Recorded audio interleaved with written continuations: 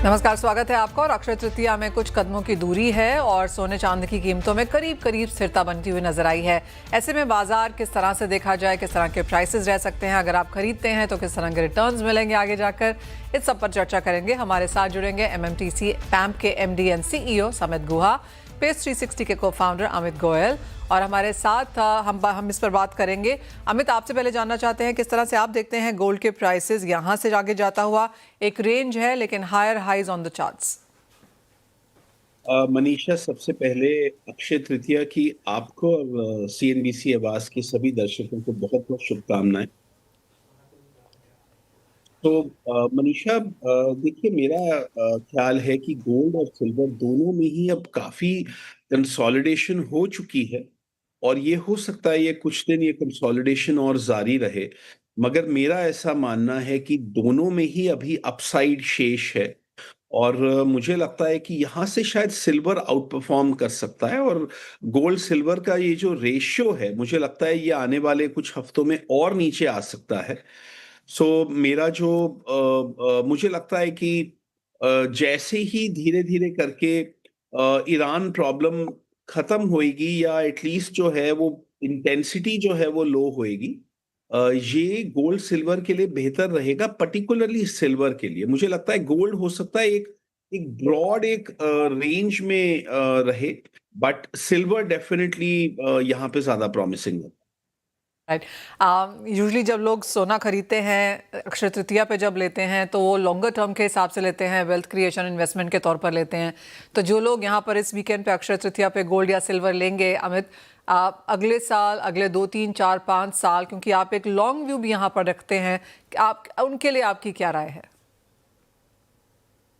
देखिए, मेरा व्यू इसमें काफी क्लियर है। मुझे ऐसा लगता है कि गोल्ड सिल्वर अभी तो जो है अच्छा कर सकते हैं, क्योंकि जो बहुत बड़ी एक रैली बनी थी जनवरी में, उसके बाद हमने एक बहुत बड़ी करेक्शन देखी, जिसका जो है वो बॉटम आउट तकरीबन कोई 3 हफ्ते पहले हुआ था। और अब हम दोबारा से एक बार जो है वो हम एक रैली ऑलरेडी काफी बन चुकी है। अगर हम गोल्ड की बात करें तो नीचे में 4,4100 डॉलर के करीब आ गया था और अभी 4800 डॉलर है, तो ये एक काफी बड़ी रैली है।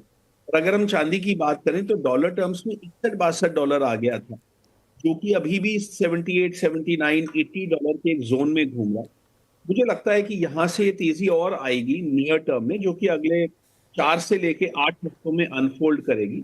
मगर लॉन्गर टर्म मेरे कंसर्न, क्योंकि मुझे अभी भी वर्ल्ड में एक रिसेशन और एक डिफ्लेशनरी कंसर्न्स हैं आने वाले साल 1.5 साल में, तो मुझे ऐसा लगता है कि लॉन्गर टर्म अभी भी वीकनेस काफी बची हुई है और वो लॉन्गर टर्म वीकनेस अनफोल्ड करेगी जब ये करंट रैली टॉप आउट कर जाएगी। तो जो हमारे दर्शक अक्षय तृतीया के पावन पर्व पे गोल्ड और सिल्वर लेना चाह रहे हैं, वो ले तो सकते हैं मुझे लगता है, मगर शायद कहीं ना कहीं आने वाले महीने 2 महीने में अगर उनको अच्छा अगर प्रॉफिट मिलता है तो मैं मुनाफा वसूली की भी उनको राय इस समय दूंगा।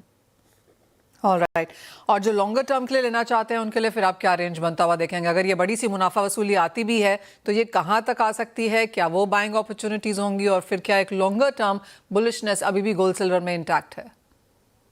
मुझे लगता है कि लॉन्गर टर्म बुलिशनेस इंटैक्ट नहीं है। जो ओके। हमने लेवल्स देखे थे चांदी में 120-121 डॉलर के, और जो सोने में हमने 5600 डॉलर के लेवल देखे थे, मुझे लगता है वो टॉप कहीं ना कहीं बन चुके हैं। तो जब ये डिफ्लेशनरी स्पाइरल अगर वर्ल्ड में आता है, जो कि मेरा बेस केस है और जिसको आने में अभी कम से कम 1 या 1.5 साल अभी और लग सकता है, तो उस ये सोना जो है वो दोबारा से 3,3200 डॉलर के लेवल पे जा सकता है। ये आज ऐसा कह पाना बहुत एक बहुत अचरज की बात लगती है मनीषा, मगर आप अगर देखें कि अभी 3 हफ्ते पहले सोना 4,4100 था, तो वहां से अगर हम देखें तो 3,3200 उतना दूर नहीं रह गया था। तो मुझे लगता है इस रैली के बाद वो फिर से 3,3200 के रेंज में एक बार जाएगा। और चांदी पे मुझे थोड़ा सा ज्यादा डाउनसाइड पोटेंशियल लगता है। मुझे लगता है चांदी दोबारा से 30 से लेके 35 डॉलर के रेंज में जा सकती है, मगर ऑफ कोर्स उसको होने में अभी कम से कम मुझे लगता है 1 से लेके 1.5 साल का समय लगेगा। और उससे पहले हम लोग कई बार बॉटमिंग आउट और रैलीज जो है देख लेंगे। और मुझे लगता है कि ये जो करंट वाली जो रैली शुरू हुई है मार्च के तीसरे हफ्ते के बाद, ये शायद कहीं ना कहीं मई या जून तक हमें लगता है कि हम इसका एक हाईएस्ट लेवल इस रैली का हम लोग देख लेंगे। ऑलराइट अमित, बहुत शुक्रिया साथ जोड़ने के लिए। तो क्लियरली नियर टर्म में यहाँ पर अपसाइड एक्सपेक्टेड है कि जो कि अगले 4 से 6 हफ्ते में प्ले आउट कर सकती है, लेकिन जो बहुत बड़ा लॉन्ग टर्म है आने वाले 1-1.5-2 साल का, वहां पर अमित को ऐसा लगता है कि मुनाफा वसूली और अच्छी खासी मुनाफा वसूली शायद यहाँ पर आ सकती है। तो अगर आप अक्षय तृतीया पे गोल्ड लें, जैसे अमित हमें बता रहे थे, तो उसकी प्रॉफिट टेकिंग अगर आप नियर टर्म में करना चाहते हैं तो उसका भी मौका यहाँ पर मिलेगा।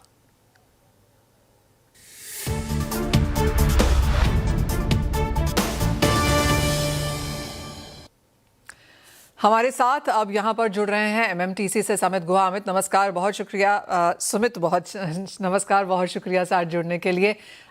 इवन बिफोर हम अक्षय तृतीया की यहाँ पर बात करें, जिस तरह से यहाँ पर गोल्ड इंपोर्ट्स को लेकर चिंताएं आ रही हैं, पहले तो आप उसे कैसे देख रहे हैं? गोल्ड डोरे इंपोर्ट्स को 3 महीने पहले यहाँ पर रोका गया, अब उसके बाद हमने देखा है कि जो डीजीएफटी का जो डीलेड कंसेशनल रेट एंड जो जीएसटी ब्लॉकेज को लेकर इश्यूज हैं, उसकी वजह से गोल्ड इंपोर्ट यहाँ पर आना कम हुआ है। ऑफ कोर्स एमएमटीसी एंड आईआईबीएक्स को गोल्ड यहाँ पर मिल रहा है, लेकिन जो ओवरऑल सिचुएशन है आप उसे कैसे देखते हैं? मनीषा, फर्स्टली तो शो में आने के लिए बहुत बहुत मुझे लाने के लिए बहुत बहुत धन्यवाद।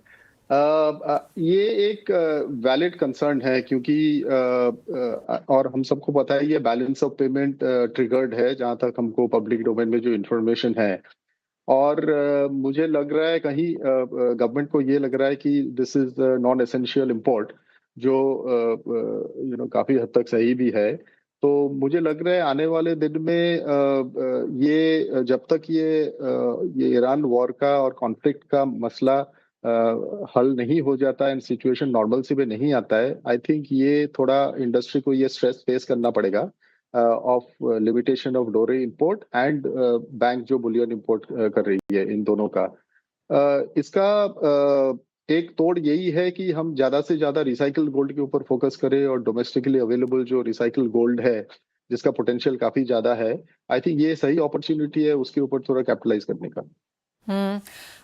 समित, बाजार को ये भी लग रहा है कि शायद सरकार यहाँ पर जो मोनेटाइजेशन स्कीम है, गोल्ड मोनेटाइजेशन स्कीम, उसे एक नए अवतार में लेकर आ सकती है और ये शायद उसकी तैयारी है।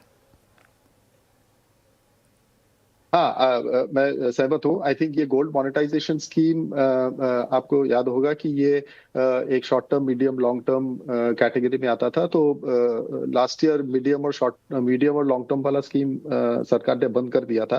बट मुझे अभी भी लगता है कि गोल्ड मोनेटाइजेशन स्कीम एक बहुत ही पावरफुल टूल है, जिससे हम जो टेम्पल में गोल्ड हो या रिटेल कस्टमर के पास जो सोना है, उसको हम सर्कुलेशन में ला सकते हैं। और जो सुनने में आ रहा है कि गवर्नमेंट एक नया अवतार में जीएमएस स्कीम वापस लाने का सोच रहा है, तो ये डेफिनेटली एक अच्छा इनिशिएटिव है। समित, ऑफ कोर्स 1 अप्रैल से हमने कोई बहुत ज्यादा गोल्ड यहाँ पर आता हुआ देखा नहीं है। बैंक्स कैन इंपोर्ट, लेकिन वो जीएसटी वाला इश्यू यहाँ पर अटकता है। कितना बड़ा प्रॉब्लम ये है यहाँ पर, और आपको लगता है अक्षय तृतीया से पहले ये होना क्या थोड़ा सा कंसर्न है? मुझे ये लग रहा है कि Akshaya Tritiya retail buying festival है, तो अक्षय तृतीया में इमीडिएटली, जैसे मैं एमएमटीसी पैम का अगर बात करूं, तो अक्षय तृतीया के लिए जो हमारा इन्वेंट्री रिक्वायरमेंट है, वो तो हमने जो पुराना इंपोर्ट किया था उससे मेरे ख्याल से सर्विस हो जाएगा। सो मुझे लग नहीं रहा इमीडिएटली रिटेल लेवल पे अक्षय तृतीया में इम्पैक्ट आएगा। बट इसके बाद हम जैसे रिफाइनर्स दिवाली और धनतेरस, अक्षय तृतीया से भी बड़ा फेस्टिवल है, तो उसके लिए इन्वेंट्री बिल्डअप शुरू कर देते हैं जून जुलाई से। तो वो मुझे लग रहा है ज्यादा स्ट्रेस हो सकता है अगर ऐसा ही रिस्ट्रिक्शंस रहा इंपोर्ट में। बट मेरा ये व्यू है कि अक्षय तृतीया में सप्लाई का कंस्ट्रेंट आना नहीं चाहिए। Point taken. अब अक्षय तृतीया में आपकी क्या एक्सपेक्टेशन है समित? क्योंकि ज्वेलरी डिमांड हमने फर्स्ट क्वार्टर में थोड़ी सी वीक आते हुए देखी। एक्चुअली सारे नंबर्स वीक हैं। एक्सपोर्ट सारी कैटेगरीज में गिरा है यहाँ पर। यूएई मार्केट यहाँ पर कमजोर है, लेकिन इंडियन मार्केट्स की जहां तक बात है, आपको लगता है बुलियन इन्वेस्टमेंट के तौर पर ज्यादा खपेगा? हाँ, अगर आप ये ट्रेंड तो मनीषा काफी पहले से ही दिख रहा है। तो अगर आप 2025 का नंबर देखोगे, ये jewellery sales has gone down by about 20-25%, जो अच्छा हमारे लिए अच्छा यही है कि कॉरेस्पॉन्डिंगली कॉइन्स एंड बार्स जो इन्वेस्टमेंट कैटेगरी है वो 230 टन से 280 टन हो गया है, तो दैट ऑल्सो वो शायद 20-25% से बढ़ गया है। तो एक ये जेन्युइन शिफ्ट तो दिख रहा है कि कंज्यूमर और कस्टमर जितना अवेयर हो रहे हैं of gold and silver as an alternate investment category, coins and bars का डिमांड तो बढ़ रहा है। और jewellery as a option for investing, I think customers realise कर रहे हैं कि मल्टीपल रीजंस है जो ज्वेलरी में लोग पहले इन्वेस्ट करते थे gold and silver, that shift is happening from jewellery to coins and bars. Samit, आगे जाते हुए जिस तरह से हम मार्केट ट्रेंड्स यहाँ पर बनता हुआ देख रहे हैं, और जैसे कि बाजार को लगता है कई लोगों के बहुत बेरिश आउटलुक्स हैं गोल्ड सिल्वर को लेके, कई लोगों के बहुत ही ज़्यादा बुलिश हैं, जिस तरह के बाजार में फ़िलहाल हम यहाँ पर हैं, एक तो बाइंग ट्रेंड्स आप कैसे देखते हैं, और अगर गोल्ड मोनेटाइजेशन स्कीम यहाँ पर आती है उसके किस तरह के बेनिफिट्स बनते हुए नजर आएंगे? Buying trends, Manisha, like I was mentioning कि बाइंग ट्रेंड्स में तो हम यही देख रहे हैं कि अभी भी लोअर ग्रामेज पे ज्यादा फोकस हो रहा है। तो एक ट्रेंड जो पिछला अक्षय तृतीया से हमको देखने को मिला ये है कि Akshaya Tritiya primarily gold buying festival है, बट लास्ट ईयर हमने काफी सिल्वर बाइंग देखा है अक्षय तृतीया में। तो आई थिंक ये ट्रेंड इस साल भी कंटिन्यू करेगा। ऑब्वियसली प्राइस के वजह से जो लोग शायद गोल्ड खरीद नहीं पा रहे हैं वो अभी क्योंकि पावन उत्सव है तो कुछ ना कुछ प्रेशियस मेटल खरीदना है, तो हम शायद लोग अभी सिल्वर खरीद रहे हैं। तो distinct move to lower grammage, तो 1 ग्राम गोल्ड का काफी डिमांड आ रहा है हमारे पास, 1 ग्राम कॉइन्स एंड बार्स का। और सिल्वर मुझे लग रहा है दोबारा इस साल भी अक्षय तृतीया में डिमांड होगा। और बाइंग, मनीषा, डिजिटल फिजिकल दोनों चैनल में अभी हम देख रहे हैं लास्ट 10-15 दिन से काफी डिमांड अच्छा आया है। Point taken. समित, बहुत शुक्रिया हमारे साथ जुड़ने के लिए, and not just Akshaya Tritiya but जिस तरह का इंपोर्ट को लेकर चिंताएं हैं और गोल्ड मोनेटाइजेशन स्कीम, इन सभी चीज़ों पर अपने डिटेल्ड एनालिसिस भी देने के लिए एज ऑलवेज बहुत शुक्रिया। वेल, इसी के साथ हम रुकेंगे एक ब्रेक के लिए, जब लौटेंगे तो लेकर आएंगे बॉन्ड स्ट्रीट।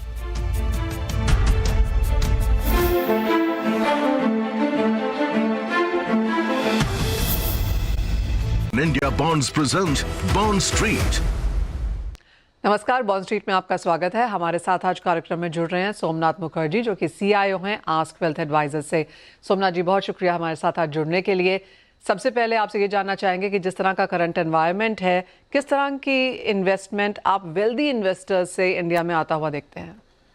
अब एक है जो इंडिया में आ रहा है, दूसरा है जो हिंदुस्तानी है, जो हिंदुस्तानी वेल्दी इन्वेस्टर्स, HNI जिसको हम कहते हैं, उनका क्या रवैया है इन्वेस्टिंग की तरफ। मुझे लगता है इंडिया में जो आ रहा है वो तो हमें पता है। FPI थोड़ा सा अभी पिछले 1-2 साल में इतना पॉजिटिव नहीं रहा है, लेकिन जो हिंदुस्तानी इन्वेस्टर्स हैं उनका रवैया इन्वेस्टिंग की तरफ काफ़ी बढ़ा है। सिर्फ पिछले 1-2 साल की बात नहीं है, पिछले 10-12 साल से हम ये देख रहे हैं। 2 चीज़ें हुई है।